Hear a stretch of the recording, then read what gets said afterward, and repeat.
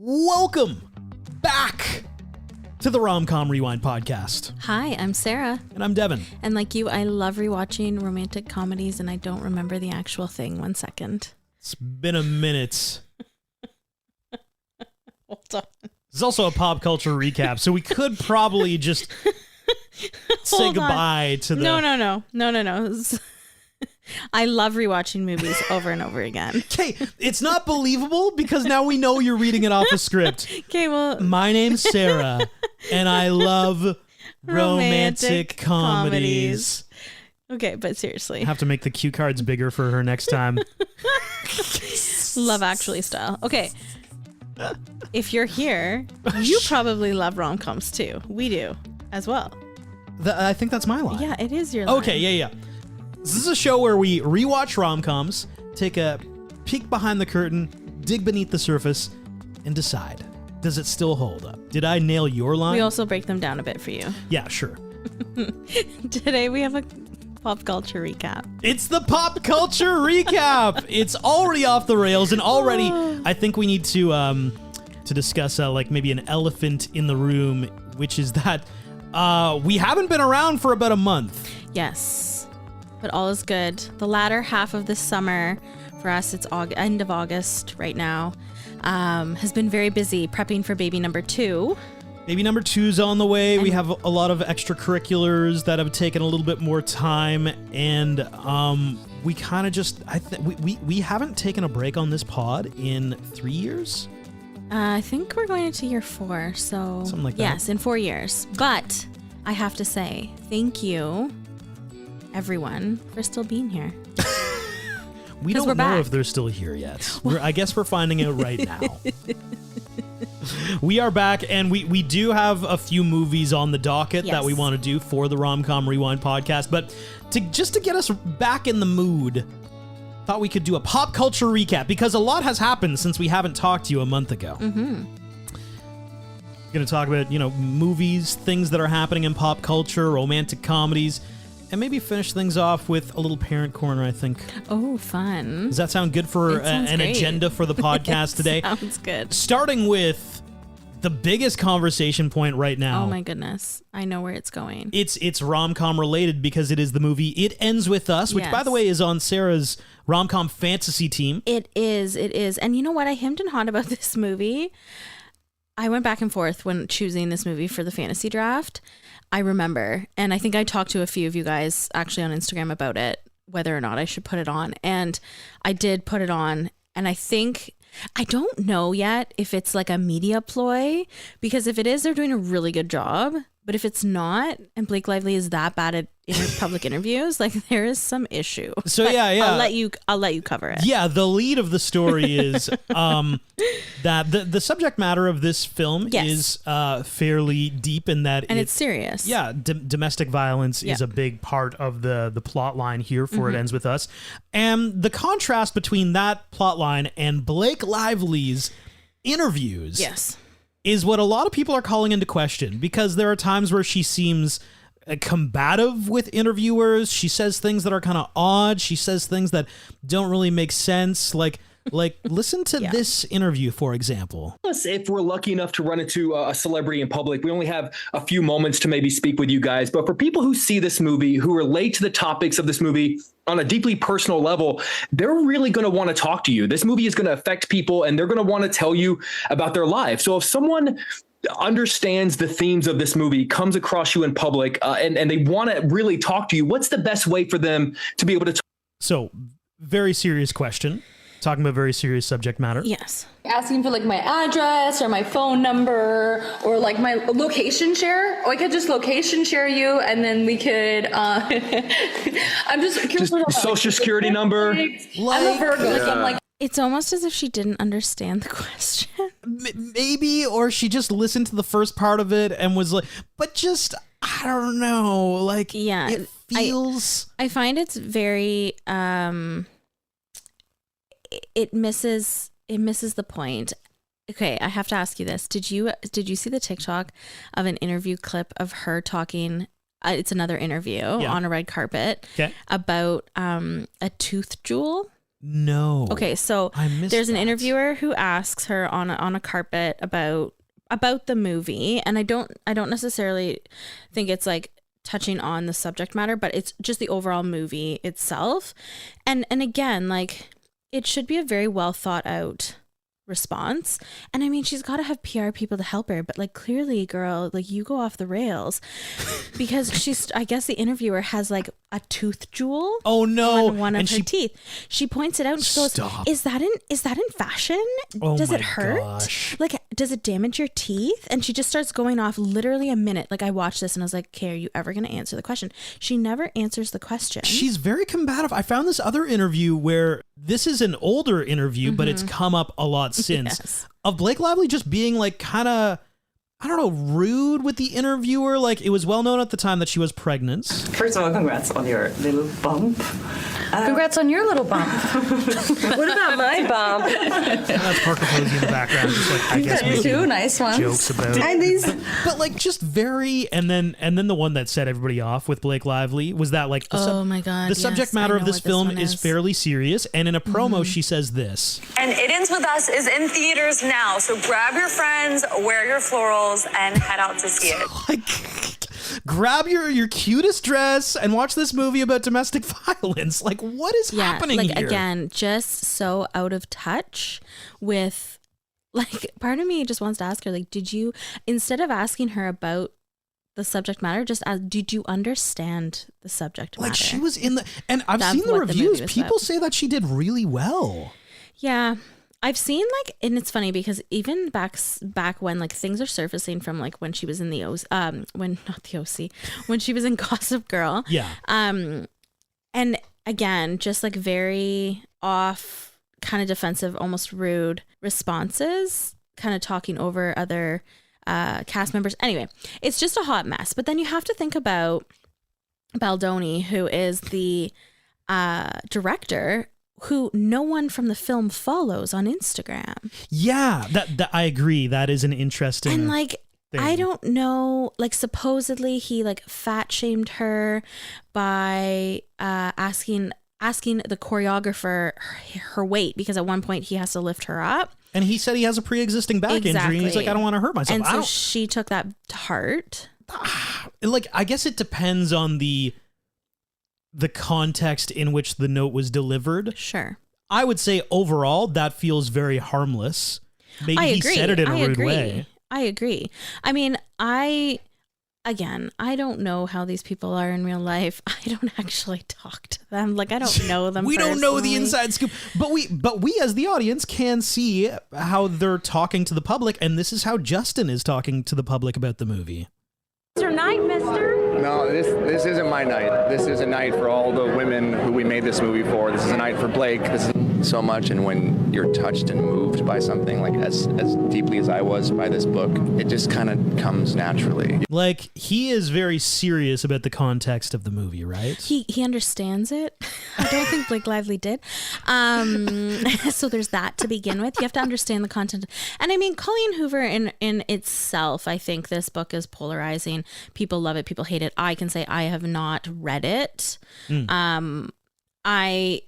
I don't know, like, I'm a very fantasy driven reader, so I don't know if the Colleen Hoover world would be my genre of book I would read. However, I'd like to read it at some point just because of the important message. Yeah. But and what this movie is trying to portray, right? But I think I don't know. Blake Lively, get a better PR team. Like, you know what I mean? Just get a better PR team. And I mean, I know Justin Baldoni at one point said in an interview that maybe, like, because are you going to direct the second book? Because I guess there's a second book to it. Yeah. Again, I don't know the Colleen Hoover, universe, but there's a second book. Are you going to do it? And he basically said maybe Blake Lively should direct, and with her husband, kind of thing, like, kind of. And there's been talk that Ryan Reynolds, kind of put an arm in the cookie jar and too many cooks in the kitchen, maybe. Okay, and kind of changed some of the scenes with Blake Lively, kind of aside from Justin Baldoni knowing. And don't love that. Yeah, it was kind of like, well, you know what? And we love Ryan Reynolds. And supposedly, Blake Lively got the editors to recut a new movie for her the way yes, including certain things that were not included in the released version. Wow. Yeah. So again, I think there's just a lot of creative differences. Maybe I'll say that really nicely. Great pickup on the Ryan Reynolds stuff, because this film actually marks a really cool record that I'm curious if you know the record. Fun fact: it made $121 million at the box office.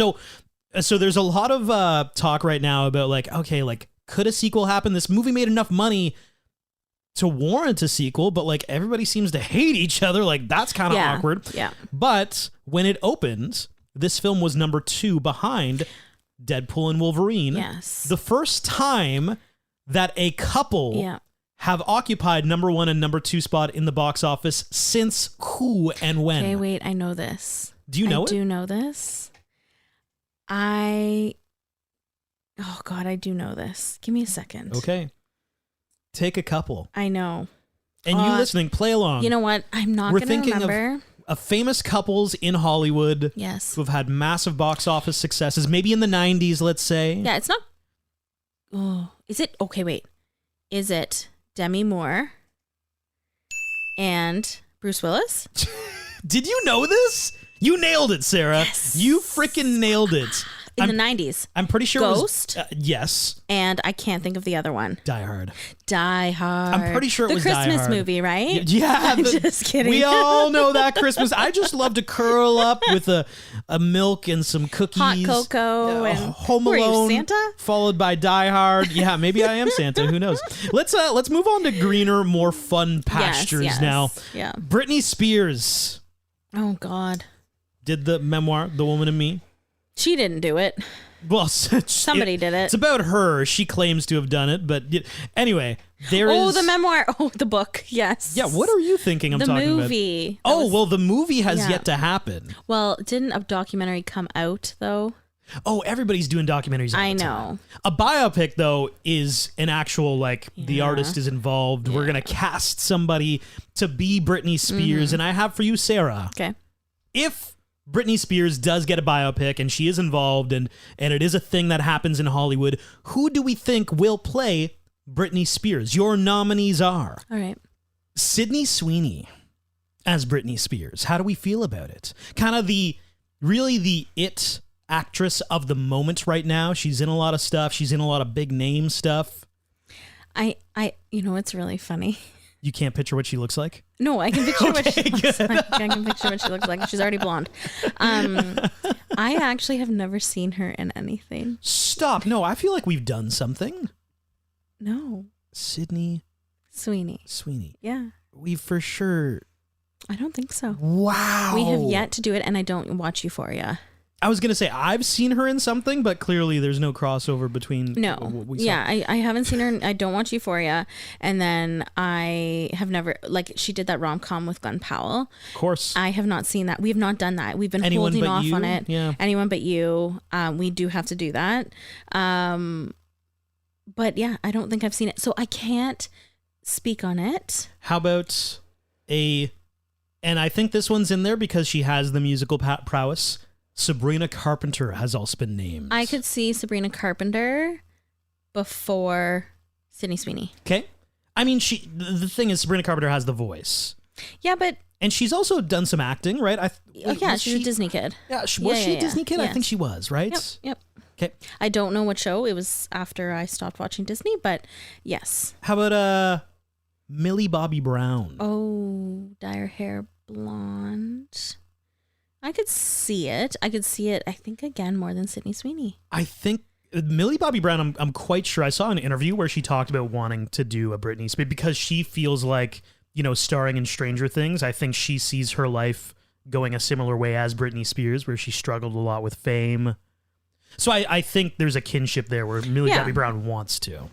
Well, I think that would be a cool role for her.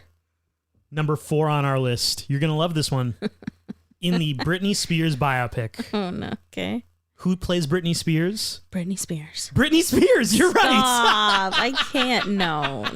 Can you see my notes? Did you just guess that? No, I can't see. That's so funny. No, but it is so, like, don't get me wrong, I like Britney Spears, but that is so her. I was going to say, like, that is such a thing for her to do. Exactly. On a Britney Spears list of who would play Britney Spears, she'd put herself in there herself. somewhere. For sure she did. Like, that's what she did. But no, she can't. Like, there's just... Yeah, she can't play a 16-year-old Britney Spears. She can't play and again, I don't know how far back they're going. Like, if they're going back to Mickey Mouse Club, maybe get one of her, I don't know, Jamie Lynn's sisters to play. Or not sisters, daughters. Well, gosh. They're close enough that they could be. But with the Spears family, you gotta, are they feuding right now? Yeah, exactly. I don't know who's you never know, right? And but no, not Britney Spears. Like, sure, you could play yourself now, but like you can't, like, and like lots of people, and like, again, I think this is pure aging, like just she's had veneers and whatnot, or actually I think they're her real teeth, but just like aging has shown in her teeth, I think. People say, like, I've seen like TikToks on it where people have like zoned in on her mouth and on her teeth. What and how they've TikToks changed. are you watching? I don't know. That is crazy. I don't know. You watch TikToks? You get served TikToks of Britney Spears' teeth. Yes. Okay. I do. We're on two different sides of TikTok. Like, yeah, we definitely are. Not like all the time, but when she was like Stop justifying this. Anyway, whatever. That they've like honed in on her, like, did she have veneers? Are these her real teeth? Why do they look so different? Why does her mouth look so? And it just like went on. But I think it's like just true aging, right? Like she's not even that old, but next on the list. Yes. Blake Lively. No. Yeah, no, that's an easy no. For sure, no. No, don't let her anywhere near a public mic. Like at this point in time, like it's not a good idea. So who's your number one pick? Who you got? I like Millie Bobby Brown. I like Millie Bobby Brown too. I know she changed her name actually. Oh, did she? Yeah, she did. What's her name now? I didn't even know that. Yeah, she did. It was like another TikTok. Oh my gosh. We are on two different sides of TikTok. I didn't even know that. Now I feel bad that I'm misnaming Millie Bobby Brown. Well, like it's yeah, okay. So it's Millie Bobby Brown Bon Jovi. Bon Jovi? No, Bon Jovi. So Bon Jovi's actual last name is Bon Jovi. Stop. Bongiovi. With a G? Yes, but he goes by Bon Jovi. But that's just his last name? Stage name. So misspelt. Correct. Whoa. Okay. Get rid of the rest of my prep. We're doing a Bon Jovi thing now. Are you telling me this entire time? Yes, it's Bon Jovi. His name was John Bon Jovi. Yes. But it's not actually Bon Jovi, it's Bon Jovi. Yes. And it's one word. Yes. It's not two words. Correct. You're blowing my freaking mind right now. That's crazy. I know. What kind of a weird stage name is that? I don't know. I mean, it's John Bon Jovi. John Bon Jovi. I mean, that's a mouthful. I mean, John Bon Jovi is easier to say than John Bon Jovi. So Millie Bobby Brown has made her last name. So it is actually Millie Bobby Brown Bon Jovi. Bon Jovi. Yeah. Yeah, like that is how it is, yes. So she actually changed her name. I don't even care about Millie Bobby Brown. I care about John Bon Jovi lying to us for all these. Yeah. Like, we all knew it was his name, but like he just put a little bit of razzle dazzle on his last name, and he's like, that's us now. Yes. Who needs Susie?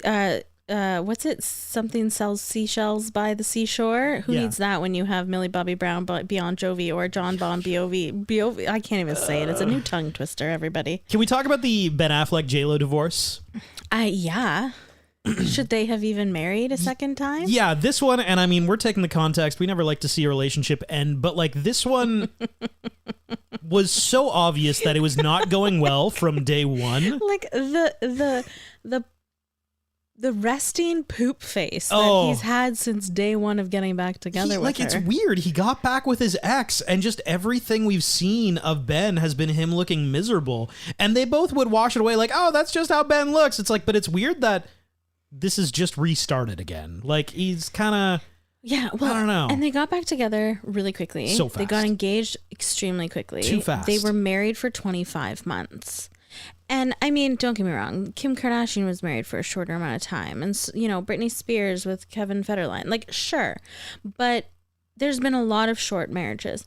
But they both looked absolutely miserable through their entire 25 months of marriage. They were not having a good time together. Like, she threw a whole entire, like, birthday party themed Bridgerton. And oh, really? He wasn't even there. Stop. He wasn't there? Yes. Like, he didn't even go. She went on a yacht in, like, somewhere Mediterranean. He wasn't there. The more I hear about them, the more strange it becomes. Like, it's one of those things where I sit there and I'm just like, why are you even together? Oh, you're not supposed to be together. Like, this is just something that, like, you hitched your wagon to. It was old. It was good. And it was old, it was good. And it was comfortable. It was J-Lo. She's got a rockin' bod, man. It was a good pair of pajamas that you've had for 10 years. You guys are getting into your 50s, right? Like, push comes to shove. J-Lo's got a great bod for the age, so maybe you just go with it. Yeah. I did hear he was in a vulnerable state when they got back together. Okay. And that he kind of just, like, went through the motions. Sounds great. Totally. That sounds like a great foundation for a marriage. Absolutely, right? Like, in my opinion, I just don't think they should have ever gotten back together. Absolutely in not. the first place. Luckily, so J-Lo filed for divorce, and there is a thing in there where she says there was no prenup, but like there shouldn't be any exchange of assets aside from, I guess, their marital home. They're both millionaires. They're both filthy rich. Like, who needs spousal support when you got Ben Affleck and J-Lo money, you know? Seriously. So I do appreciate that. Yes. I wonder, do you feel there's a little piece of it where, like, he just knows he effed up on losing Jennifer Garner? Oh my God. I mean, that would be a regret for me every single day. Right? And do you think the rest of his life is now trying to figure out, how do I pick up the pieces from screwing up the Jennifer Garner thing? I don't know. Like, I think we all think Jennifer Garner is the, like, be all end all, right? Like, I mean, she's a fantastic. I don't know if you've ever seen her TikToks. Like, she's just, like, such a gem to watch. Yeah. She'll, like, go through, like, a recipe and, like, mess up, but, like, it still turns out, like, she's very down to earth. And you kind of, like, you can appreciate that and you can relate to it, which is really nice. Totally. I think J-Lo is, like, the opposite side of the spectrum for that. Like, she's very, put together. I mean, she came out with her own biopic. She's had a bad year. Like her tour for the first of all, the new album flopped. The tour for the new album flopped. Yeah. The tour was canceled for the new album, which was flopping. The documentary, which, like, honestly, there are moments in the documentary where you're like, she's, like, not being nice to Ben, and you're like, they left this in here. Like, I feel like I'm seeing like a bad part of a relationship that I didn't need to see. Like, the cameras don't need to be on all the time, guys. But to answer your question, like, yes, I think part of him is, like, trying to find that, but I think he thought that he would be able to find that in J-Lo, and I don't obviously did not find that in J-Lo, and I don't know if Jen would ever give him another chance, honestly, right? Similarities here, because a lot of people are saying that Blake Lively is having her quote unquote J-Lo moment because public perception kind of turned on J-Lo during the biopic. Actually, I think it was like a musical documentary she put out, but about her new album. And everybody thought, like, you're kind of tone deaf, you're a little bit too, like, high on yourself. And I think a lot of people feel the same way all of a sudden about Blake Lively too. They're kind of going through this weird moment where people are like, I don't think you're a nice person. It's it's hard. I think, like, it's hard. First off, it's hard when women are hardest on other women.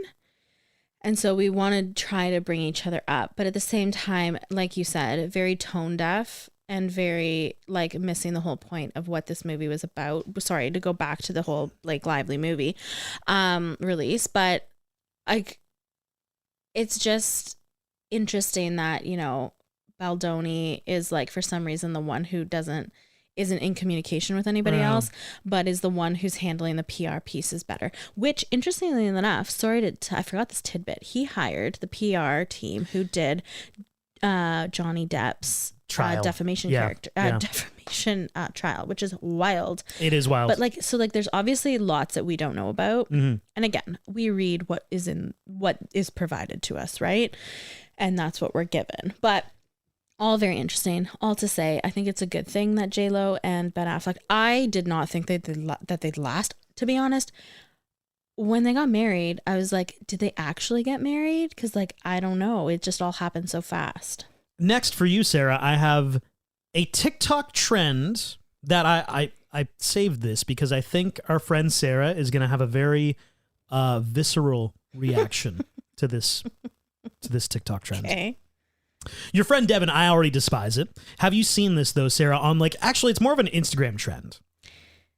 Okay. It involves airports. Have you seen it yet? Oh my God. Like, I already, okay. I don't know what it is, but I'm just kind of like, what?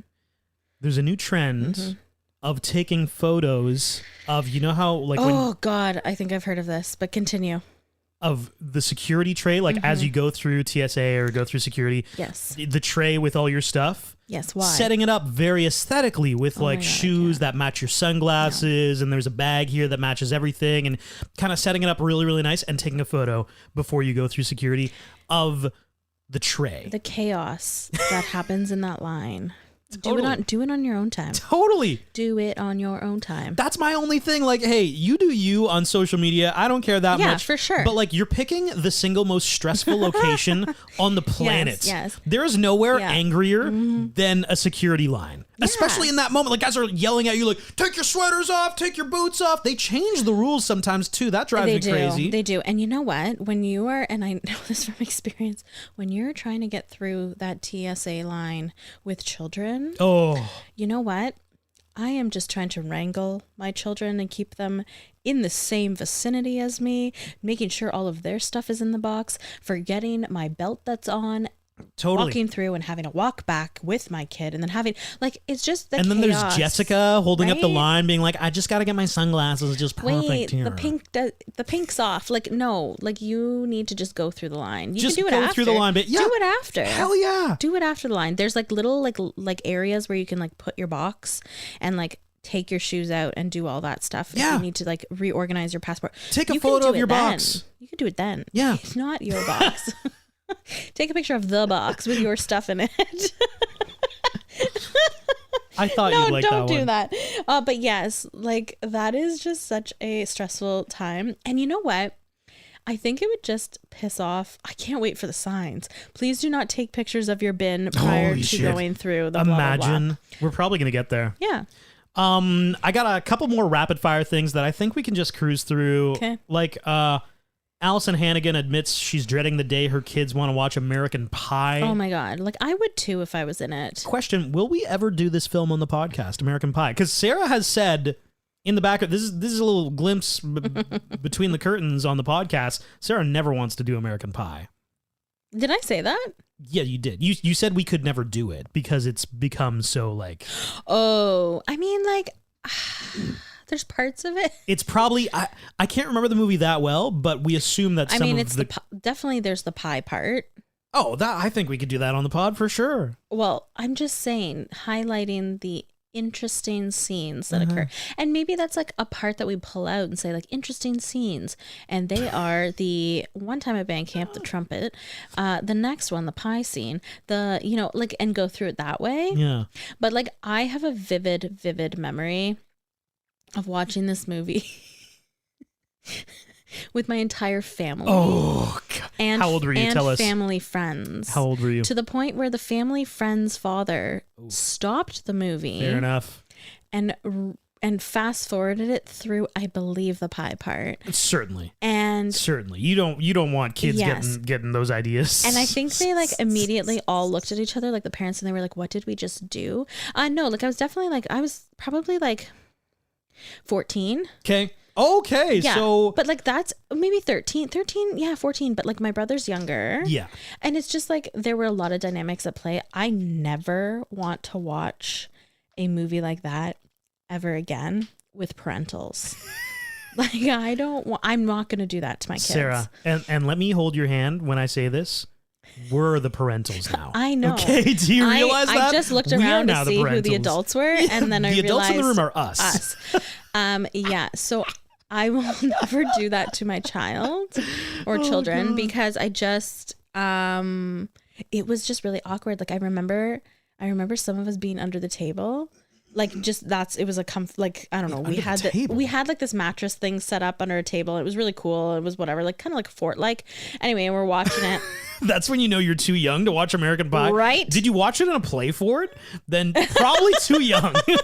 Yeah, I think yes, I was on the couch, but I remember like just looking and being like, I remember looking around and being like, this is a really awkward scene, and like everybody's feeling it. Like I feel like everybody's face was like really beat red until like he paused the movie and was like, should we keep going? Maybe I'll fast forward this part. And we're like, yeah, maybe everybody should get fast forward. It's so awkward. So I don't know. I mean, I'm open to it. To end off our podcast, I have a crowd favorite. Sarah thought that this was going to go horribly when we first did it. And you have reached out saying that you enjoy our parent corner. Yeah. So if you still enjoy our parent corner, feel free to DM us on Instagram. Yeah. Oh, yeah. Okay. My first parent corner topic. I found it really interesting becoming a parent for the second time. We're about to become second-time parents. Yep. It kind of has some special flair because you know a lot of the weird and strange things that are going to happen. Like from my point of view to yours, I think, and it's very common on Instagram right now, the grabbing those, like getting those little figurines that are like 2 months old. Oh yeah, 5 the months milestone old. cards. Yeah. And doing monthly freaking photo shoots for those. Yeah. I think that's weird. Okay. And Why I do know you you're think going to that's do weird? it. I know I can't stop you. I only do it for the first year. Yeah. So 12 of them. That's 12 photo shoots. That's once a month. Yeah. We're sitting this baby down to be like, okay, lying them down. here we go. You know what it sitting them reminds down. me of? Have you seen the Jeffrey Dahmer memes from that movie? God, no. Yeah. Don't ruin it for me. Relax. I just want to take some pictures. No. That's exactly what it reminds me. No. You ruined it. Well, good. Well, we're doing it anyway. Because it's kind of... I just ordered them. Have we already ordered them? Yeah. Jesus. We did. Can we talk about our son Wells, officially a toddler? He's in the middle of toddlerhood. Toddlers saying and repeating anything and everything that you say. Oh, yes. He's definitely in the repeating stage. He's in the repeating stage. We really now have to watch what we say. Like the other day, we went to sushi, and your friend Devin, I ate a lot of sushi. And on the car ride home, I described myself as being a fat lard. Very a la... Oh my God, I forgot fat about lard, come get some dinner. Like very teeny fat lard, come get some dinner. The whole ride home, Wells was like, Daddy's a fat lard. Daddy's a fat lard. Like over and over again. And it's like, I can't correct that behavior because I said it of myself. Yeah, you shouldn't say things about that, so like about yourself. Yeah, so it's like, I think we just need to go on this car ride where he's just chipping me down when Daddy's a fat lard. It was like, actually I am a fat lard. God. So funny. Because sometimes, you know what, he doesn't pick up on like things that, like if we slip a swear, let's say, and he never picks up on it, which is fantastic for the most part. And just the fact that he honed in on you saying, yeah, I'm a fat lard. And sure are a fat lard, Dad. Dad is a fat lard. And I'm just like, oh my God. And you can't laugh because then you know it's going to be ingrained in his mind forever. Another thing that toddlers are notorious for, there are so many stories of toddlers getting on an iPad and buying something weird or strange. Yeah. Or there are a lot of stories of toddlers figuring out that an Amazon Alexa can make Amazon orders, right? Yeah. And talking to the Alexa and making orders. I have for you, ladies and gentlemen, my new favorite, our toddler got into something and bought something story. Part of it was my fault, though. It was okay. I'm going to get there. Your friend Devin, I was actually at a work event while this happened, and I got a ding on my phone. It says PlayStation Store. Thank you for your purchase. And it was like of a video game. So immediately I thought, I'm like, okay, there are only two possible scenarios. The most likely scenario is that I've been hacked or someone is physically like on my PlayStation at home, but like likely like I've definitely been hacked. Yeah. So I call my wife and I'm like, what are you doing? And she says, well, my wife being Sarah. Hi. I'm like, what are you and Wells doing right now? And she's like, listen, he's just playing on your PlayStation. Don't worry, it's not on. Yeah, he's just hitting the buttons. It's not on. He's just like, he's pretending. He's like, like he's like, I'm like Dada, and he's holding the controller on the couch, and he's like just touching all the buttons. So I'm like, that is adorable. I even took a picture. So what Sarah's missing is that you can turn on a PlayStation from the controller. Yeah. To which he had turned on the PlayStation from the controller. Even though the TV was off. And he made a purchase while the TV was off, and she was unbeknownst to her. Yeah. This all happened. Here's the thing that's driving me crazy about this story is that everybody's like, oh, like my toddler went rogue and like I didn't know he did blah, blah, blah. He was in the presence of an adult. Yeah. He was being supervised during this purchase. Yes. I just didn't understand the correlation between the purchasing of, like, to be honest, that's quite a feat that he could figure out without actually seeing anything on a screen because it was off. It's not a feat at all. There's like that he bought something. I could never do it. It would never work. But it is so easy. My situation was I didn't understand. I thought the TV also had to be on for the PlayStation to work. So can I explain how easy it is? All he needs to do is turn it on with the middle button. Yeah, he did. And it's automatically going to go to like the last game I played. Yeah. If you hit left once, that's the PlayStation Store. Oh. Then you hit X and now you're on the store. Well, now look at that. I can do it too. Yeah. So like he literally had to hit 2 buttons right. And then now he's just free to buy things. Yeah. Smart kid. Oh my gosh. I love it. One last one? Yeah. Toddlers embarrassing us with their lack of knowledge. Okay. So obviously Sarah and I were expecting our second, and our toddler Wells, so here's what he knows. He knows the baby's in mommy's belly. Yeah. Kinda. Like, we don't think he knows the full gravity of the situation. Well, he knows that there's a baby in there. Once the baby comes out, I think he'll have a different opinion. Yeah, on I the think he'll whole be like, situation. holy shoot, like this is all happening. Yeah. So like he kind of knows that though. Mm-hmm. Here's the thing. There are also times when we ask him, like, you know, if friends or family are over. The most hilarious thing happened the other day when people will be like, does Wells know? And we'll be like, yeah. Hey, Wells, where's the baby? The other day he pointed at our dog Frankie and he's like, the baby's in Frankie's butt. Yeah. We're like, that's So super I was awkward. like, yeah, like It's not sure, quite where the baby today is. the baby's in Frankie's butt. Like, yeah, you just gotta go roll with the punches, you know? It's just the awkwardness of like convincing somebody like, oh yeah, he kind of knows what's going on, and then asking him and him being like, it's in Frankie's butthole. Like, well, I swear normally he does know where it is. He usually points at my belly, but today he's pointing at Frankie's butt. Today it's the butt. Listen, this has been the Rom-Com Rewind Pop Culture Recap. Yeah. Thank you so much for joining us. Thank you for being here. We're back. We're are. officially back. So don't worry, there are more episodes on the way. Thanks for listening.